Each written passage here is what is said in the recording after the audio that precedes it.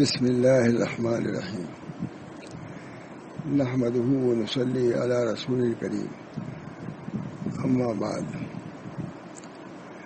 رب اشرح لی صدری ویسر لی امری واحلل عقدۃ من لسانی یفقہوا قولی صدق اللہ العظیم۔ ظاہر ہے کہ آپ جیسے لوگوں کو مجھے خطاب کرنا ہے اور اتنی اہم چیز مجھ کو اس وقت آپ حضرات نے سپرد کی ہے کہ میں خود نادم ہوں، شرمندہ ہوں۔ حضرت مولانا محمد علی صاحب دامت برکاتہم اور ان کے جیسے اور حضرات موجود ہیں، میں اس میں کیا کلام کر سکتا ہوں۔ خیال تھا کہ کچھ باتیں سوچ لوں گا، بیان کر دوں گا، مگر اب تک میں فیصلہ نہیں کر سکا کہ کیا بیان کرنا ہے۔ اس وقت ذہن میں ایک بات آئی کہ نبی اکرم صلی اللہ علیہ وسلم نے ارشاد فرمایا رب اشرح لی صدری، بلکہ حضرت موسیٰ علیہ الصلوۃ والسلام نے یہ دعا فرمائی رب اشرح لی صدری ویسر لی امری واحلل عقدۃ من لسانی یفقہوا قولی۔ اے اللہ ہمارے سینے کو کھول دیجیے، اور سینے کو کھولنے کا مطلب حضرت تھانوی رحمۃ اللہ علیہ نے بہت عمدہ بیان فرمایا ہے۔ اس آیت کے ترجمے میں جو آیت علم نشرح کے شروع میں ہے، علم نشرح لک صدرک، کیا ہم نے آپ کے سینے کو علم اور حلم سے نہیں کھول دیا؟ معلوم ہوا کہ شرح صدر کے لیے علم کی ضرورت ہے اور حلم کی بھی ضرورت ہے۔ میرے دوستوں بزرگوں، جب نبی اکرم صلی اللہ علیہ وسلم کے لیے ان چیزوں کی ضرورت تھی تو ان کے اتباع میں ہم لوگوں کو بھی کوشش یہ کرنا چاہیے کہ اللہ تعالیٰ اپنے فضل و کرم سے ہمارے سینوں کو علم سے اور حلم سے کھول دیں۔ ظاہر ہے کہ علم سے راستہ واضح ہوگا، راستے کے لیے روشنی ملے گی، اور حلم سے اس کے اندر جو دشواریاں پیش آئیں گی اس کو ہم برداشت کریں گے۔ میرا خیال ہے کہ اسی کے تحت حضرت موسیٰ علیہ الصلوۃ والسلام نے یہ دعا کی رب اشرح لی صدری، یہ اللہ ہمارے سینے کو کھول دیجیے۔ ہم فرعون کی طرف جا رہے ہیں، دعوت اللہ کے لیے جا رہے ہیں، اس میں ضرورت پڑے گی علم کی بھی اور حلم کی بھی۔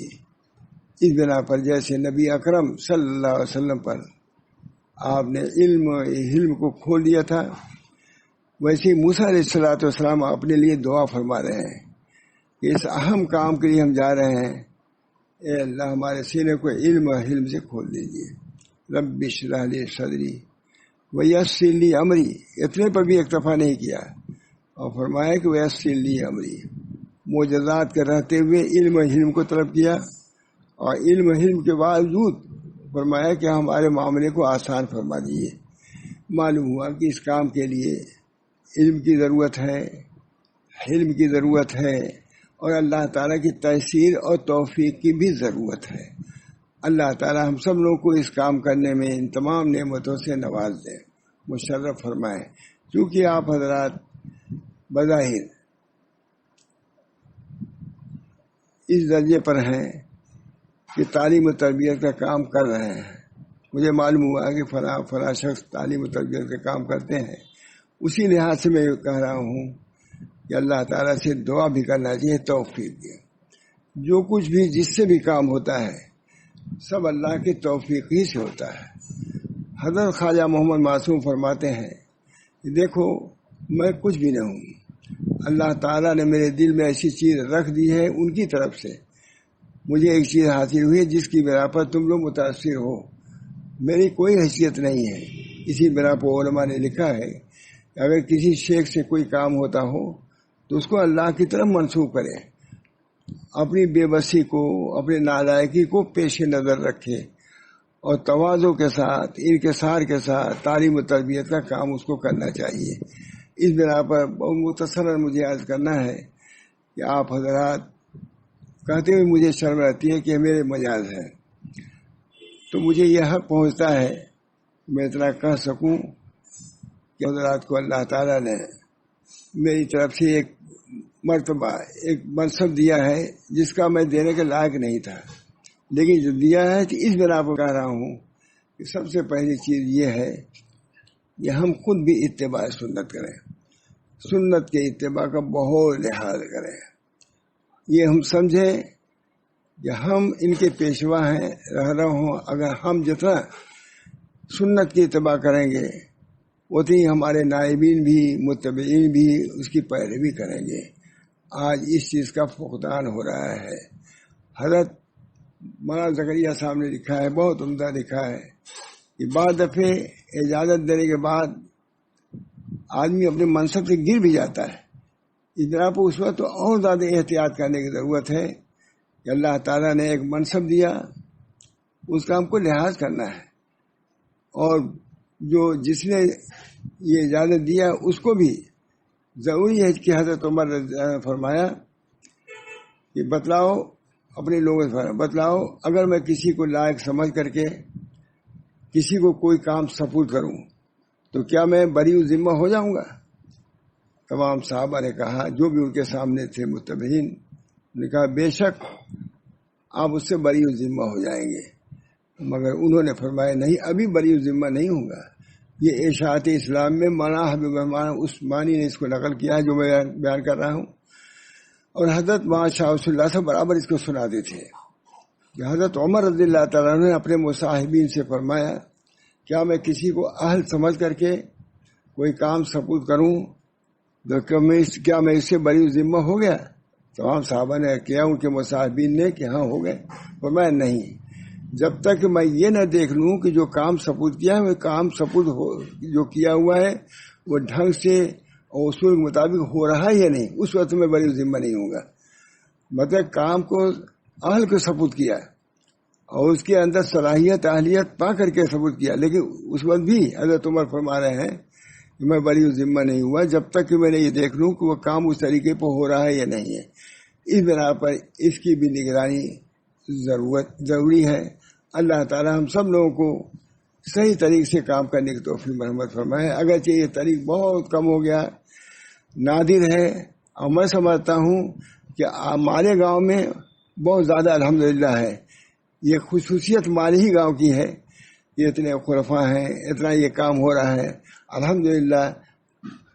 خورشید صاحب سے بھی ہو رہا ہے، افتخار صاحب سے بھی ہو رہا ہے، مولانا ہدایت صاحب سے بھی ہو رہا ہے، مولانا ادریس صاحب سے بھی ہو رہا ہے، الطاف صاحب سے بھی ہو رہا ہے۔ یہ میرے لیے خوش نصیبی کی بات ہے اور پورے شہر کے لیے خوش نصیبی کی بات ہے کہ وہ کام جو عموماً چھوڑ دیا گیا ہے اس کی ضرورت بھی نہیں سمجھاتی، اس ضرورت کو سمجھ کر کے اس کام کو جاری کرنا یہ آپ حضرات کی سعادت ہے اور اللہ تعالیٰ کا فضل و کرم ہے۔ اس بنا پر سب سے پہلی چیز جو ہمارے مشائخ کی ہے اتباع سنت، ظاہر میں باطن میں اتباع سنت۔ جس طرح ظاہر کی ضرورت ہے اتباع سنت کی ظاہر میں، اسے باطن میں بھی باطن کی سنت یہ ہے وَذَرُوا ظَاهِرَ الْإِثْمِ وَبَاطِنَهُ، ظاہری گناہ کو بچھوڑو، باطنی گناہ۔ باطنی گناہ کیا ہے؟ باطنی گناہ حسد ہے، حرص ہے، طمع ہے، تکبر ہے، ان چیزوں کو چھوڑا اور اس چیز پر اپنے متابعین کو لانا۔ صرف ظاہری وظائف پر اکتفا نہیں کرنا ہے، بلکہ جو باطنی وظائف ہیں جن کا قرآن نے حکم کیا ہے، حدیث نبی اکرم صلی اللہ علیہ وسلم اسی لیے تشریف لائے تھے، اس چیز کو جاری کرنا صحیح معنوں میں ہمارا کام ہے اور صحیح معنوں میں اس کی نیابت ہے اور صحیح معنوں میں اجازت کا یہ ثمرہ ہے۔ اللہ تعالیٰ ہم سب کو اس کی توفیق مرحمت فرمائے۔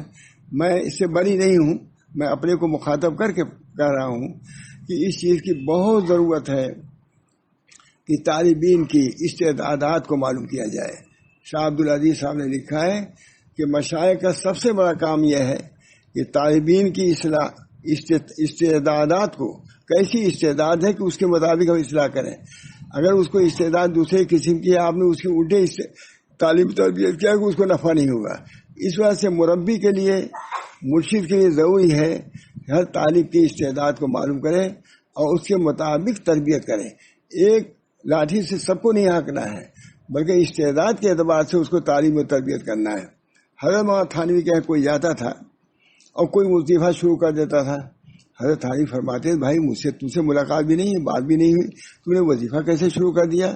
بس تب اس کا جواب کیا دیتا؟ فرمایا دیکھو مربی جو ہے وہ دیکھتا ہے کہ اس کو کس چیز کی ضرورت ہے. اگر وہ دیکھتا ہے کہ اس کو ظاہری آداب سیکھنے کی ضرورت ہے، ابھی اس کو قاعدہ بغدادی پڑھنے کی ضرورت ہے، ابھی اس کو ظاہری آداب جو ظاہری جس کو اس کا علم نہیں ہے اس کو سکھانے کی ضرورت ہے، میں ایسی چیزیں بتا دیتا تب تم شروع کرتے. تو یہ اس قسم کے حضرت تھانوی کے بہت تعلیم تھی. کہتے تھے کہ یہ ہمارا مدرسہ نہیں، یہ قاعدہ بغدادی کا مدرسہ ہے، یہاں ترتیب سے کام ہوتا ہے. تو بہرحال ہم لوگ چونکہ اسی سلسلے کے ہیں، اس بنا پر ان چیزوں کے لحاظ اور ضروری ہے کہ جو حضرت تھانوی کا ایک طریقہ تھا، اللہ تعالیٰ اس طریقے کے مطابق اہتمام کے ساتھ تربیت کا انتظام کریں. تربیت بترتیب ہوتی ہے، اس بنا پر اس چیز کا بھی علم ضروری ہے. اللہ تعالیٰ ہم سب کو اس کی توفیق دے. ابھی میں نے ملفوظ ایک دیکھا تھا حضرت تھانوی کا، ہے کہ شیخ کے لیے ضروری نہیں ہے کہ بہت بڑا وہ بہت مفسر ہو، مبلغ ہو. ہاں اس کو ضرورت یہ ہے کہ تعلیم و تربیت کا اس کو ڈھنگ ہو. تعلیم و تربیت کیسے کی جاتی ہے اس کے بعد اندر غور کرے کہ کس کے لیے کیا مفید ہوگا. انشاءاللہ اگر یہ غور کرے گا، اس کی استعداد کی رعایت کرے گا تو انشاءاللہ یہ کام آگے بڑھے گا اور انشاءاللہ العزیز اس کے فوائد نمودار ہوں گے. یہ انشاءاللہ العزیز اللہ کے رضا کا، نبی اکرم صلی اللہ علیہ وسلم کے رضا کا باعث ہوگا. بہرحال جو مجھے سمجھ میں آیا میں نے بیان کیا. حضرت حاجی امداد اللہ صاحب ظاہر کے اصطلاحی عالم نہیں تھے، لیکن کس چیز میں ان کو مہارت تھی کہ مولانا محمد قاسم صاحب رحمۃ اللہ علیہ ان سے بیعت ہو گئے، ان کے سلسلے میں داخل ہو گئے. گنگوہی جو قطب الافتاب کہلاتے تھے وہ ان کی طرف ہوئے. ظاہر کہ وہ اصطلاحی عالم نہیں تھے. وہاں تھانوی جیسا ہوا، معلوم ہوا کہ وہ طالبین کی استعداد کو خوب سمجھتے تھے.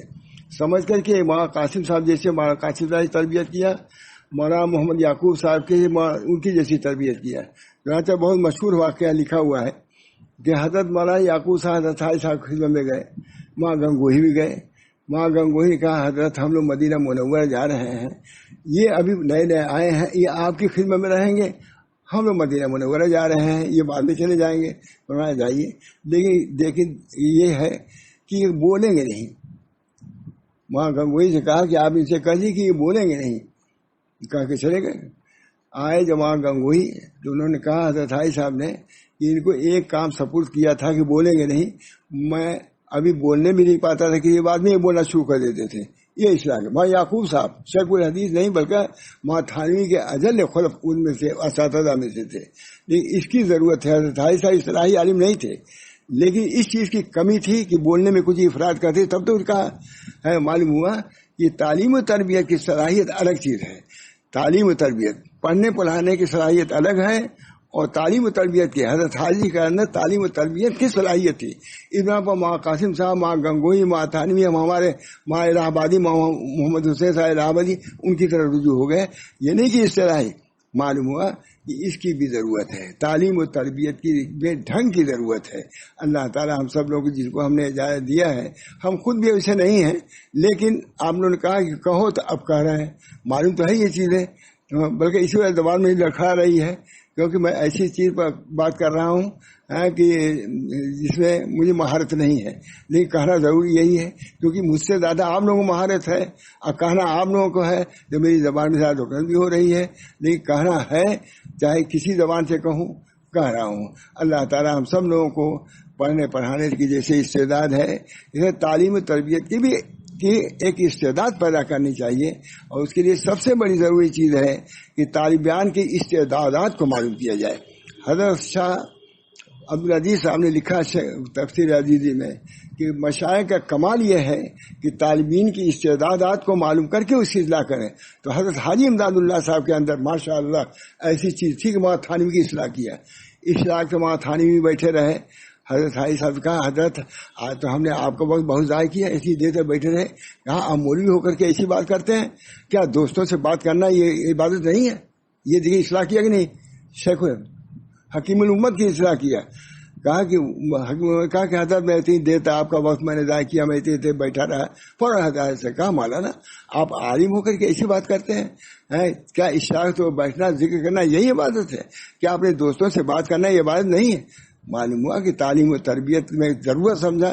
یا اسی طریقے سے ہمارے حضرت شاگرد تھے، علامہ کے شاگرد ہی تو تھے، شاگرد تھے، لیکن جب انہوں نے رجوع کیا فوراً سب سے پہلے لکھا علامہ کو نسبت صوفیہ غنیمت کبریٰ، یہ فوراً کہا. کیونکہ پڑھنے پڑھانے مسلم صحیح پڑھانا بخاری شرح پڑھانا وہ اور چیز ہے، لیکن یہ چیز ہے تو شیخ ہی کہے گا. چنانچہ باوجود استاد ہونے کے یہ مجھے میرے ذریعے سے لکھوایا ہے کہ یہ لکھو جی مولانا کو ہے کہ صوفیہ کی یہ بات ہے، نسبت صوفیہ غنیمت کبریٰ، نسبت صوفیہ کی نسبت غنیمت ہے. اس بنا پر لکھا کہ ہر شخص کو اس نسبت کو صوفیہ کی طرف منسوب ہونے کی وجہ سے وہ گرے گی نہیں چیز. اللہ سے نسبت جیسے ماں باپ سے نسبت، اسے اللہ سے نسبت ہونی چاہیے. اس نسبت کو حاصل کرنا چاہے مولوی ہو، عالم ہو، مفتی ہو، کچھ بھی ہو، اس کو حاصل کرنا ضروری ہے. اس بنا پر ہمارے بزرگوں نے جو حق بات تھی، صحیح بات تھی، ضرورت کی، وہ سب کو بیان کیا. وہاں تھانوی نے بیان کیا اپنے لوگوں سے، حضرت حاجی صاحب نے بیان کیا اپنے لوگوں سے، کوئی اس میں کسر نہیں چھوڑی. چاہے وہاں گنگوئی، وہاں یعقوب صاحب سے کہہ دیا سامنے ہی، کہا یہ بولیں گے نہیں. آئے جب وہاں گنگوئی، کہا سب سے پہلے ہم لوگوں نے منع کیا تھا کہ یہ بولیں گے نہیں. میں کچھ بولنا چاہتا اس سے پہلے یہ بولنے لگتے تھے. شیخ استاد العلماء تھے وہ، لیکن اس میں ان کو کمی پائے تو انہوں نے بیان کر دیا، انہوں نے تسلیم بھی کیا. لیکن اس کے باوجود ماں گنگوہی کہتے ہیں کہ شیخ اتنا بڑا کامل تھا کہ ہندوستان میں آگے کے کتنے کو صاحب نسبت بنا دیا، یعنی پوری بات بھی نہیں ادا نہیں کیا، لیکن شیخ کی نسبت ایسی کبھی ہوئی یہاں آ کر کے کتنے لوگوں کو صاحب نسبت بنا دیا. بہرحال چونکہ مجاہدین بیٹھے ہوئے ہیں، اب میں اپنے نسبت نہیں کرتا. یہ سب چیزیں اللہ کی طرف سے ہوتی ہیں. آپ نے سب بات صلاحیت ہیں، ماشاءاللہ کام کر رہے ہیں، اتنا مجھ سے بھی کام نہیں ہو رہا ہے. میں دل سے دعا کر، لیکن میں یہ ضرور سمجھتا ہوں کہ انشاءاللہ مجھے بھی آپ لوگوں کا کیا ہوا کام آئے گا اور ثواب مجھ کو بھی ملے گا. وآخر دعوانا ان الحمدللہ رب العالمین. ٹھیک ہے، دعا کریں، درود شریف پڑھ لیں. اللہم صلی علی سیدنا النبی الامی وعلی آلہ واصحابہ اجمعین. یا اللہ اپنے فضل و کرم سے جو اجتماع ہوا ہے، خاص دینی تھا بلکہ طریقہ تھا، سلوک کا تھا، اللہ تعالیٰ اس کے برکات سے ہم سب لوگوں کو مالا مال فرمائے.